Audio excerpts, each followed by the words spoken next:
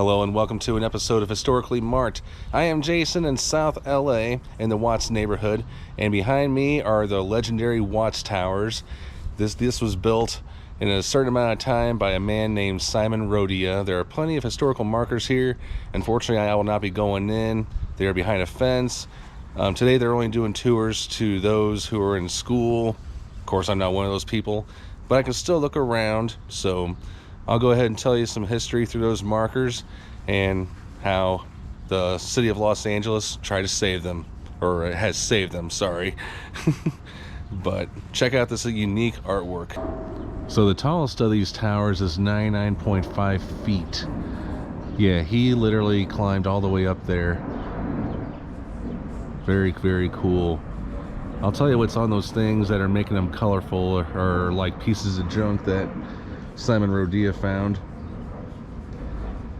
But this is a U.S. National Historic Landmark. It's also a California Historic Landmark, number 993.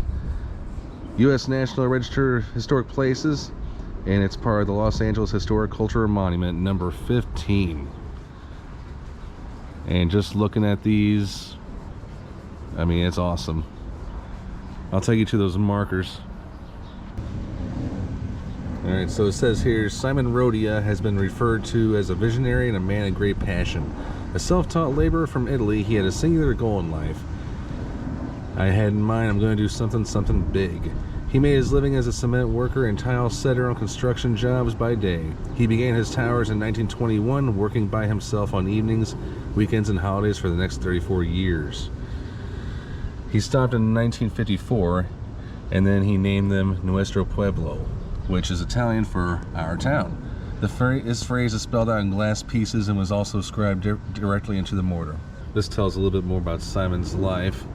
At age 15, he was sent to Pennsylvania. 23, he settled in Seattle, Washington, got married, but then he would divorce in 1912 and left his family, never to make contact with them again, sadly. He began a new life as a roving day laborer that lasted until 1921, when he bought a house on a triangle-shaped lot in the working-class neighborhood of Watts. And when he was 42, he started work on these towers. The towers comprise 17 structures decorated with approximately 100,000 ornamental fragments. A lot of junk that he collected, like by the railroad tracks and whatnot.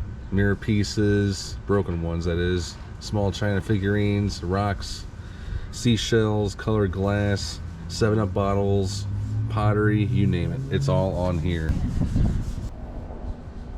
And then he stopped at age 75 in 1954, but without any apparent reason, Rodia left Watts forever in 1954, deeding the property to his neighbor, Louis Sauceda. The remaining years of his life were spent in a boarding house near his sister in Martinez, California, where he talked about his work to anyone who would listen. 1965 was when he passed away. And not surprisingly, these have been featured in many pieces of popular culture, including literature, films, even mentioned in music and TV shows. Sonny and Cher danced around one of the towers in the 1967 movie Good Times. Watts stocks the towers, or the concert documentary. The towers are repeatedly featured from multiple vantages. And also CB4, Chris Elliott recording a piece for his character's documentary in front of the towers. And also they were featured in the 2016 movie La La Land, not surprisingly. And in addition, Simon Rodia was also featured on the cover of Sgt. Pepper's Lonely Hearts Club Band. He is behind Bob Dylan. But I mean, unfortunately I can't really get up too close, but just kind of give you an idea.